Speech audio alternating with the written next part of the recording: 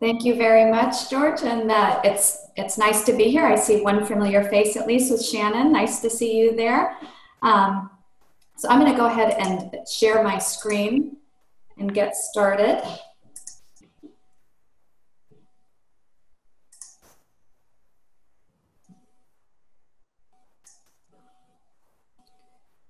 So I will be sharing the slide deck with George, and there's a ton of data. I love to use data because I think one of the difficulties that we've had in years past is really trying to get a handle on, the trends, student flow from different countries. What is realistic in terms of setting up your marketing plan, your enrollment goals, different things like that. And so we now have a bit more data available to us than we used to previously. So don't think you have to write furiously. I'm going to share all of it with you. I'm also going to share links to all of the reports that are referenced here. So really you don't need to cramp your hand taking a ton of notes. In addition to working at the Enrollment Management Association and at the Association of Boarding Schools, I also since 1991, I've been in the independent school world as both a day and boarding school director of admission and financial aid. So I've been on the school side of things as well. For those of you who don't know the Enrollment Management Association, that is a new name for us. Previously, we were the Secondary School Admission Test Board, SSATB, and at the Enrollment Management Association, we believe that the admission practices of the past will not sustain independent schools of the future. And every day we serve enrollment leaders increasing their success through the best science, research, and training. And international student recruitment has become a very important part of the recruitment plan, the enrollment plan for our schools. And so I think this session today, the invitation from NYSAIS to present it, speaks to that. A little bit about me, I've just been introduced, but I have, again, been in the boarding school world and the day school world, and also at the association level.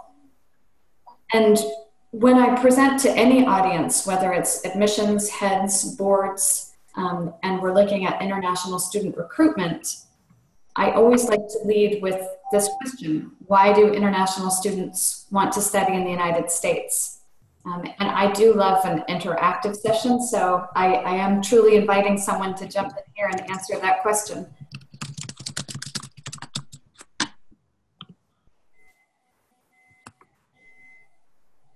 Oh, Donna, I was hopeful you took yourself off mute for a second.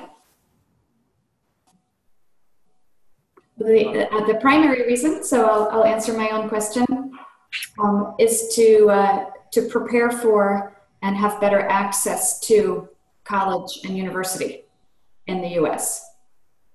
Can I just interject there? Sorry, my name's Kyle Geed. I work in the admissions office at Lehigh in New York, and yeah, I've heard the same thing. Number one is to immerse themselves in the American culture, to improve their English, and primarily we get students from China. And it's also the structure. I've noticed that a lot of students have the ability to pursue other hobbies and things that they like to do, not just academics, it seems like the school structure over in China does not, allow them to do so. So that's just something that I've come across. Yeah, thank you, Kyle. And that's a really good point. And later on in the session, we're gonna talk about the importance of customizing your marketing message for different audiences. And that's a great example because students in China get very little opportunity to do things outside of academics because the pressure is so intense, and the evening tutoring sessions and the test prep sessions and all of the different things that consume their time. So increasingly, Chinese parents have looked at the amount of anxiety that causes among their children and the lack of opportunity in other ways, and are actually seeing the benefit of this style of education. So that's a terrific point. The second question, does it differ from the reasons domestic students choose your school? That's both yes and no. Obviously, All of our schools are exclusively college preparatory. And so your domestic students are clearly on that path as well, but that's already a given for them. And so they're really looking typically at the other things that your school offers. And so more of the social fit, more of the activity fit, more things like that, which often our international students don't really have the luxury of doing.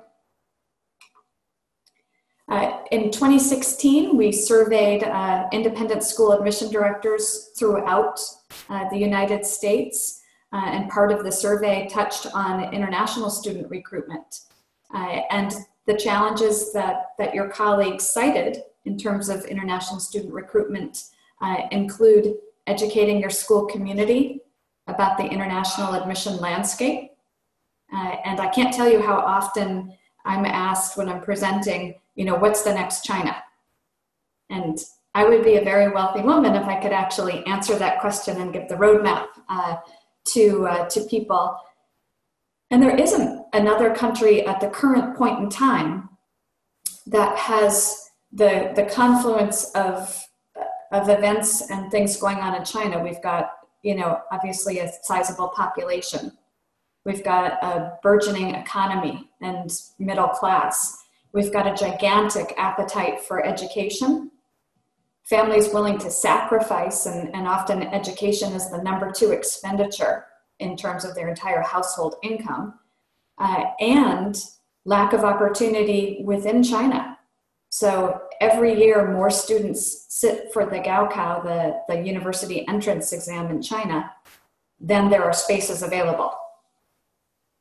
And so there's literally a dearth of spaces in China that forces families to begin looking outside of China. And also the recognition that fluency in English will be a great leg up in life. So that's one of the things, the increased competition. So that's from other schools. So boarding schools didn't used to compete with day schools, for example, for international students. But we're also looking at competition from other countries, Australia, the UK, Canada, Malaysia, lots of countries there, and international students in international schools, in country. So we've got lots of competition that we need to be aware of, because we need to differentiate the value of our program from these competitions. Assessing English proficiency is always a challenge. Assessing academic program of the current school. How do you know what these grades really mean? Interviewing international families. And that means several different things in terms of challenges. So often international families can't physically travel to your campus for an interview. So are you going to make that available probably in the evening in your time via Skype? And Skype was just made illegal in China. So unless families are on a private VPN or something, they're not even going to be able to have a Skype interview with you. So, we could have a whole session on just, challenges and protocols for interviewing international families, but that's definitely something that takes up a lot of time in our admissions offices. The cost of international travel and recruitment. And the last one I put on, this wasn't from our 2016 survey because it predates that, but certainly the Trump effect and the impact that things like travel bans and reduced numbers of H-1B visas for employment and other things like that have on students' interest in coming to the US.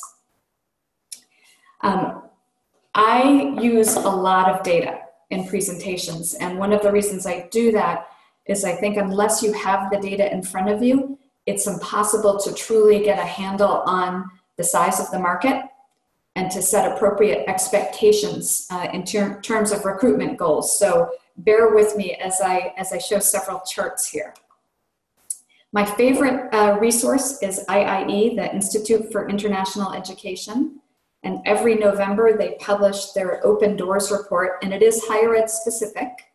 But higher ed is a great bellwether for us, because since students are primarily interested in our schools to prepare for higher ed, it makes great sense that we look at the higher ed statistics.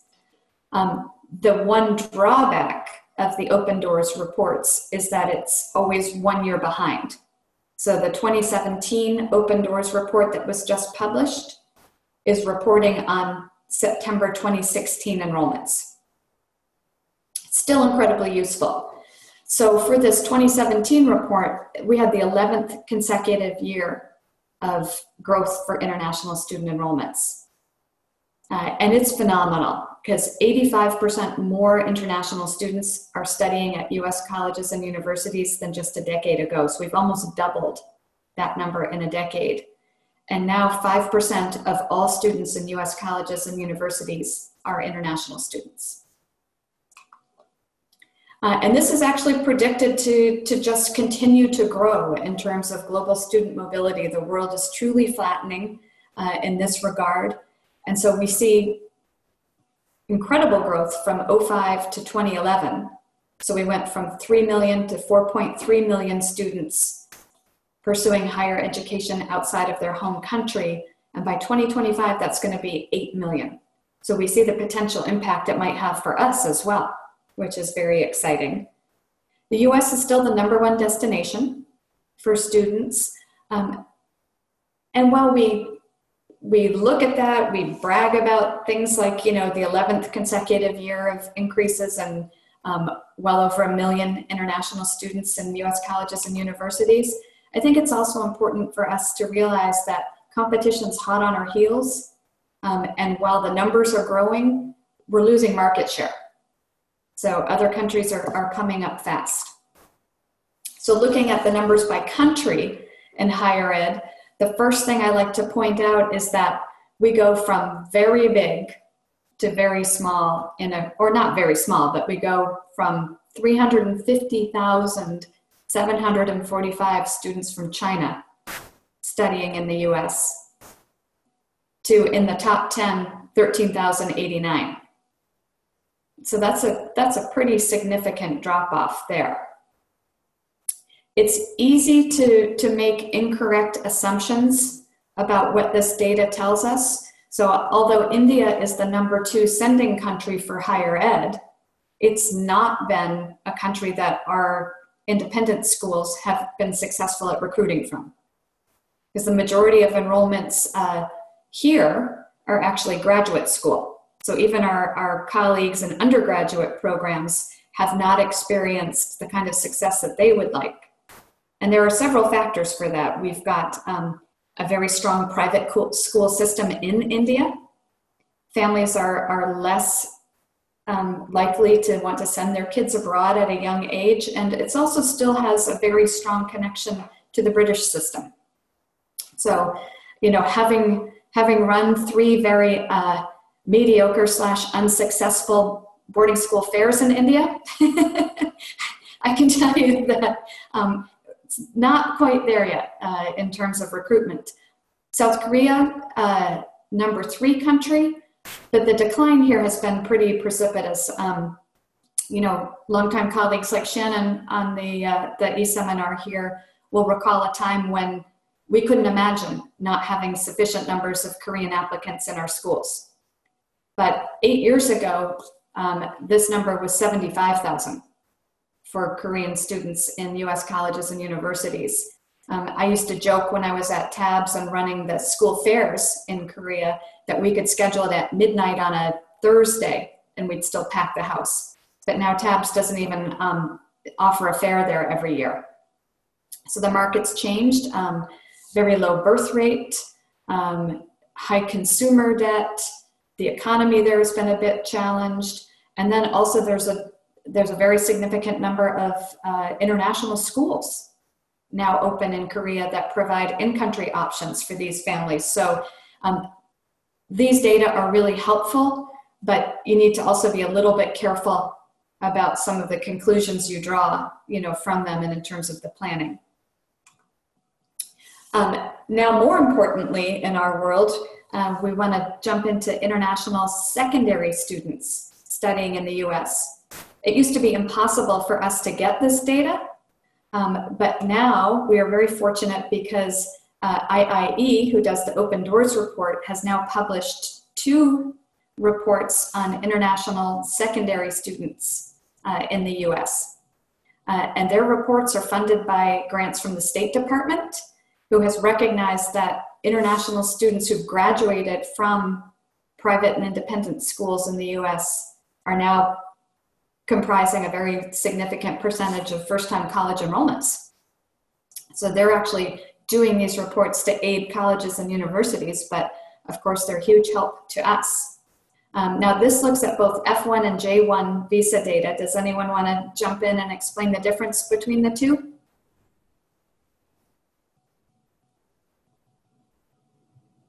Bueller?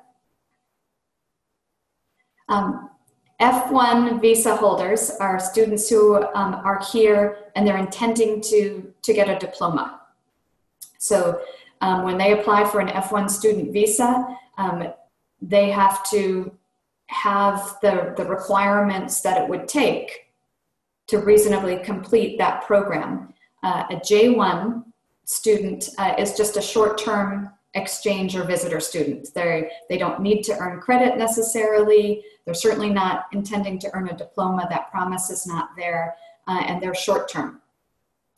And so the majority of F1 visa holders tend to come from Asia. No surprise. Well, if we're looking at students from Europe, the majority there tend to be short-term exchange students. Now, looking at the data by country, we can look at IIE's 2014 and 2016 data. And again, you can just see the strength of China coming in here. I think it's 46% of all international secondary students in the US come from China. And next, Korea. And then we look at countries like Germany, and those are primarily J1 exchange students. So if any of you have students from Germany at your school coming through particularly programs like Assist or things like that, they tend to come for a year. And again, looking at the first question that we asked, why do students come? Students in Germany are not likely to look at higher ed in the US. The high cost is one factor that would deter them from that, but the low cost and availability of high quality options in Germany make it far less desirable for them to leave their home country. So all of these are reasons why you're going to see larger numbers from a country like China and smaller numbers, from a country like Germany. Even prior to the election and the build the wall rhetoric and the cancellation of President Nieto's visit to Washington, D.C. last January, we'd already begun to see a decline from Mexico. And of course, right now, the peso versus the US dollar makes it much more expensive for families from Mexico. But you will love this data in the report that, again, will be a link in the information I sent to George. So some general observations from this. European students actually account for considerably higher proportions of international students at secondary schools than in higher ed, but it's typically short-term visitor exchange. And the vast majority of students from Asia are intending to pursue degrees, and so are F1 visa students. This is the report. I won't link to it now because I'm going to send it to you, but it's an absolute must-have for your planning purposes because it's specific to international secondary students. Some of the, just a quick highlights from the report. So in 2016, there were just under 82,000 international students studying in US high schools. The majority, about 95%, are in private schools. And the reason for that is that public schools at the current point in time are only permitted to issue the I-20 document necessary for the visa for a 12-month period. So if you're intending to earn a diploma, you're unlikely to be able to come to most schools as just a senior. So the majority are currently in private schools, although I hate to label myself as the gloom and doom person, but one of the concerns that I always have is, what if that were to change? I'm American, but I live in Canada, and public schools in Canada heavily recruit international students. And so our independent schools here go head to head against public schools where the price point is very, very different.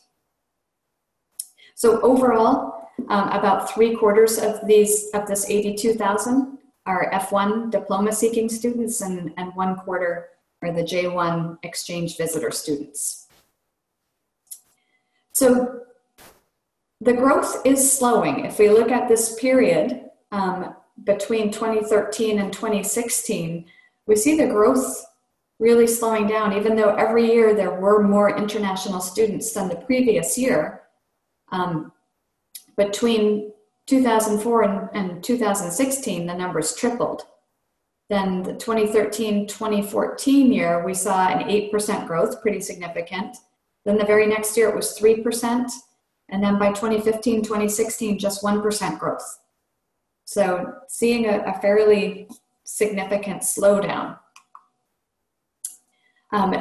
The survey shows that most international secondary students ultimately seek to enroll in US colleges or universities. And so this is where your marketing messages really need to emphasize your college preparation. And in many cases, not referring to it as college, but referring to it as university, depending on the host country of the student. And I think the opportunity for independent schools to really throw down on superior college counseling, superior college placement, superior metrics in terms of persistence and graduation, because sadly, a lot of international students, have come to the US and not had good results. So really what you want to emphasize and sell to families is their investment in an education at your school will give their child a much better chance of being successful in college and university. And especially if you have the data, most of our independent schools do, to demonstrate that. That will be huge.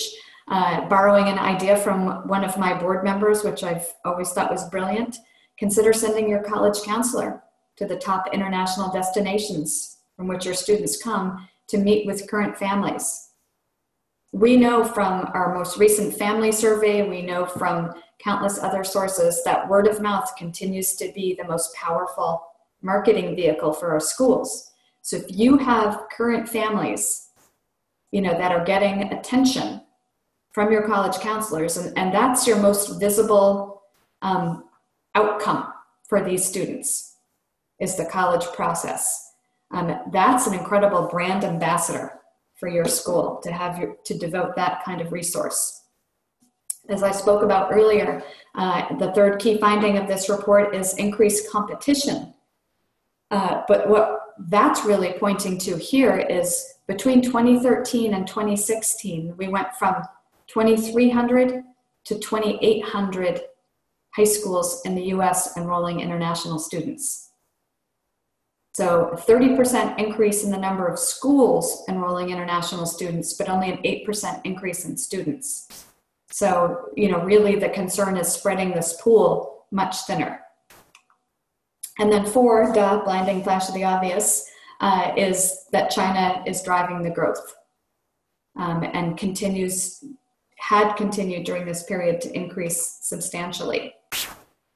So next I'm going to look at some information that we have gleaned from our surveys from our State of the Independent School Admission Industry Survey, from the parent survey we did last spring. So we surveyed all parents of students who took the SSAT in our last testing year, and that includes a significant number of international families. And then thirdly, our test taker trends. So according to our 2016 State of the Industry Survey, almost 100% of boarding schools and nearly 40% of day schools now actively recruit international students. 84% of boarding schools and 20% of day schools report traveling abroad to recruit, and a pretty healthy percentage say that they're traveling more than ever. So if you're new to this market, if you're thinking about entering into international student recruitment, I think it's really important that you build a budget that resources this appropriately, because how do you compete for the same students with schools who are resourcing it, who are traveling internationally, who are personally in front of families? I think it's very hard to do that if you don't have the same ability. 35% of the schools, according to our survey, do provide financial aid to international students. I would add a comma but here. This is typically to diversify your population. It is often small awards. Clay Hensley at the College Board has referred to them as cocktail party scholarships, so that parents can talk about those while they're interacting with their colleagues. And it's still important to remember that the vast majority of international undergraduate students are full pay self-funded.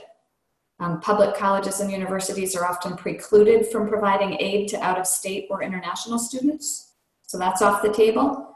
And many private colleges and universities also limit that. So if you're providing aid to an international student, it's really important to partner with your college counseling office to make sure that they believe they can secure an award for that student at a college or university. Because in many cases, if you exit a student from their home education system, it's impossible to re-enter. If you're exiting a student from the education system in China, it would be the rare student who has the ability to return to China, take the Gaokao, and enter a Chinese university. So this is a life decision. And I've had close friends and colleagues who've recruited, a hotshot hockey player from Eastern Europe, for example, huge financial aid award. 2 years in, that student blows out their knee and they're never going to play on a Division I team. And then their college counselor is scrambling to try and make sure that they can find that student a place in some school without that extra hook that they had. So these are all really important questions with respect to financial aid. And for the most part, international students do represent a high net tuition revenue category of students for our schools. So if we look at our international testers, we test in 100 locations internationally. They do mirror trends that we see in higher education, with a few exceptions like India. They absolutely mirror our member school international enrollments and what we see on the IIE report. And like with higher ed, it goes from very big to very small quickly. So about 15% of our test takers are international. That translates into about 8,500 unique students a year. And as you can see, the numbers over the last few years have not increased. So this is not a population that's just going up and up. And if I look at the last 3 test years and look at it by country, I'm really trying to emphasize here that I think it's dangerous for our schools to take their China market for granted. Because I don't think anyone realizes that we're seeing drops like this. And I've confirmed this with colleague organizations that work with schools. I've confirmed it with lots of admission directors this year that they're not seeing the same number of applicants from China. Korea's got a nice little bump, but don't get too excited because that's some international schools in Korea using the SSAT. So, at EMA, we believe it's really important to be transparent about our numbers, because you need to understand what the reality of student flow is. So, it goes from 3,000 to 4,000 if we're looking at China to less than 200 in the top 10 pretty quickly. So in the dream world, when I talk to trustees, they're imagining, okay, we want 30 international students, make it up. I want 5 to be from China. I want 5 to be from Spain. I want 5 to be from Saudi Arabia. And that would be so cool. But the reality is, when we're looking at Vietnam, for example, there were 355 students who took the SSAT in Vietnam last year, which is actually growing significantly, but we're spreading it over 2,800 schools right now. that are enrolling international students. Hi, Amy, this is Laura. I'm just a quick question about, I'd like to hear a fun answer from the one to, in Jordan, from one test taker to almost 500. Sure, that's, thank you, Laura. That's King's Academy. Oh, right, of course. Okay, thank you. Which is an American-style boarding school founded by King Abdullah in the fashion of Deerfield, which was his alma mater. Sure, thank you. And so similarly, Saudi is entirely Aramco. So for those of you who aren't aware, oil company Aramco has a group of schools, and they also provide some very generous financial support for the children of their executives to attend schools. So as we look at politics, challenges, and opportunities, it's always important to have an understanding that the geopolitical situation will impact enrollment trends, and things ebb and flow. And so after President Trump was elected and inaugurated last January, and we had the first travel ban and started to hear a lot of concerns, 5 higher ed organizations listed here collaborated on just a pulse survey to get the lay of the land from colleges and universities. And what they saw was, and this was last spring, almost 40% said they saw a decline in international applications. So I'm really interested to see what the IIE report says next November, because it will be reporting on September 2017 enrollments to see if that really panned out. Understandably, given the travel ban, the highest declines were from the Middle East. And we also see concerns from families, and these are just perceptions, but it's important to understand the perceptions so that we can message appropriately. So there was a perception of a rise in student visa denials at embassies and consulates in China, India, and Nepal.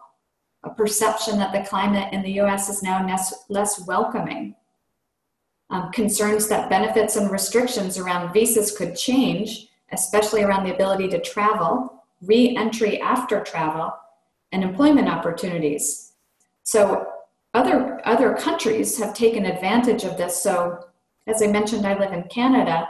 If you are applying for a work visa to live in Canada or to be a permanent resident, you will have extra points awarded if you have a degree from a Canadian university. So this is something that's, Canadian universities were reporting record international enrollments this fall, and they believe it's, in part related to this.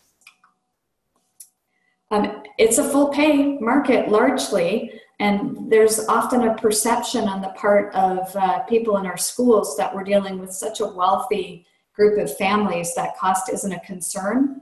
But from our family survey last spring, when we pulled out the international respondents to look at them as a group, 44% indicated that cost is the #1 concern. And that's actually similar to our domestic families that are listing cost as the primary concern. So a great reminder that we have to double down on communicating the return on investment and helping families actually understand the value of our programs. The US dollar is killing it right now, and when we put it up against a bucket of international currencies, it's a lot more expensive just based on currency and strength of the US dollar to send a student to boarding school and day school in the US than other countries. So I actually pulled this data yesterday. So tuition at a typical boarding school in Connecticut for an international student is $63,805. When I convert that on yesterday's currency to Chinese RMB, that's 415,332 RMB. When I get international student tuition at a typical boarding school in Ontario, 63,700, so fairly comparable. It's 85,000 RMB less, which is about 13,000 US dollars. Similarly, when I look at Harrow in the UK, they're not a member, so I didn't feel the need to protect their name. In converting that to RMB, it's also significantly less. And then you also have to factor in that cost of other things is more, of activities, of clothing expenses, of travel, all those sort of things. So the cost of sending a student to the US is significantly more than it is for families to choose other countries. And then just remembering that international schools are very different today than they were 15 or 20 years ago. So 20 years ago, 80% of students enrolled in international schools were expat students. Today, 80% of students enrolled in international schools are local students. Now, the good news to that is it's a great illustration of the increased appetite for families to pay for school, to pay for their children to be educated in English, and not just educated in English, but to specifically the attraction of an American curriculum.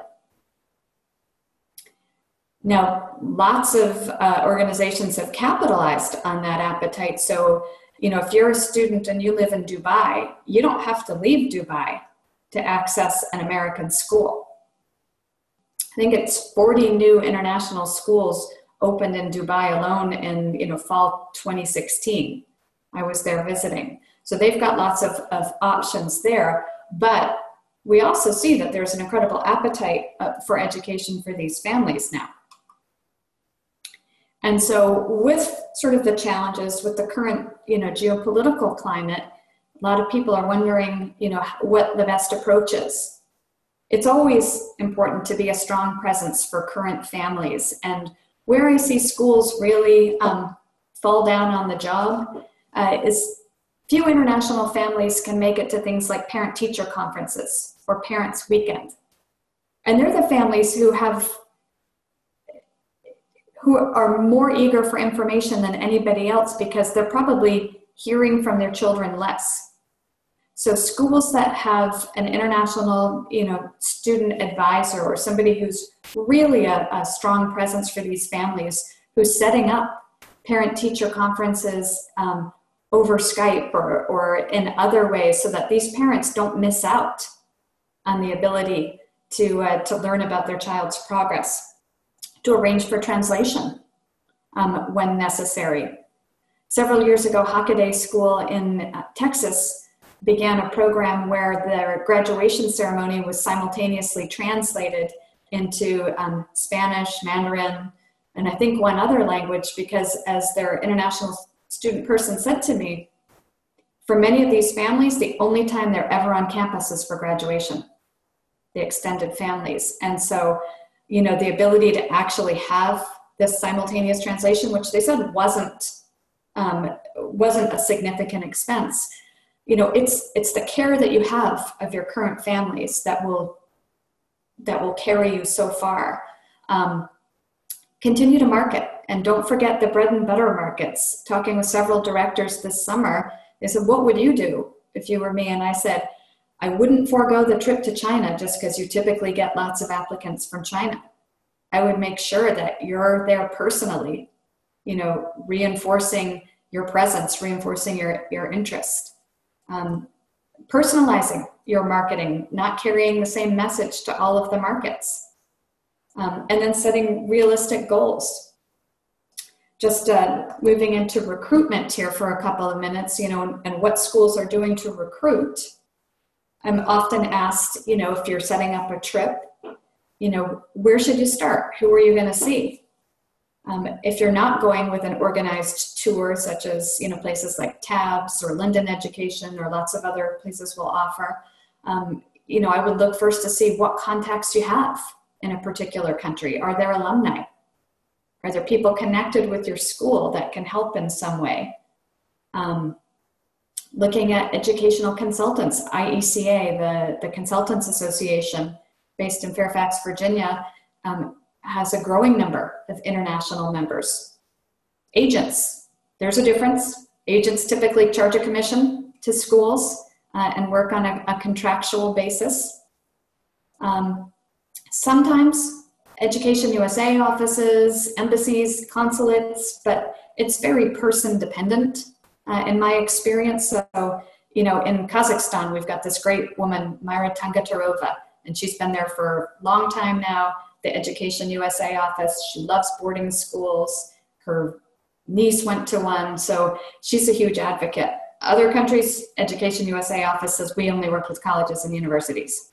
So it's, you know, it really requires quite a bit of research and legwork when you're coming up with your plan. There's always a debate about agent, and I'm agent agnostic. I recognize that in some cases, schools are not going to be able to break into a new country, new market, new area, unless they have an agent. I mean, what are you going to do? Go put an ad in the paper and like set up shop in the lobby of the Hilton someplace and hope that somebody sees your little ad? I mean, I think in some cases, you're just not going to get any traffic unless you work with them. But I also see the other side of it where there are significant concerns about disreputable ones, and we even now have situations with sub-agents working for agents, and so you don't even know in every case who's representing your brand. But until 2013, NACAC, the National Association of College Admissions Counselors, had specifically banned the use of commissioned agents for colleges and universities. They changed that in 2013 because they had to. Their members said, we can't possibly compete on the worldwide stage when colleges and universities in every other country are routinely working with agents and paying commission. You know, you're tying our hands. So it's been an interesting debate. It's one that people often like to discuss, and there are agent workshops such as the ISEF workshops, but you've got to be very well prepared to attend one of those. Lots of people utilize our school fairs, and the biggest mistake I see schools make with school fairs is sending the wrong person. Internationally, a person who is senior, both in terms of age and title, will win the day. And so, you know, you're convincing families to pay often $60,000 to send their child to a school very far away in another country and to make a life decision, because then the path will usually include college and university.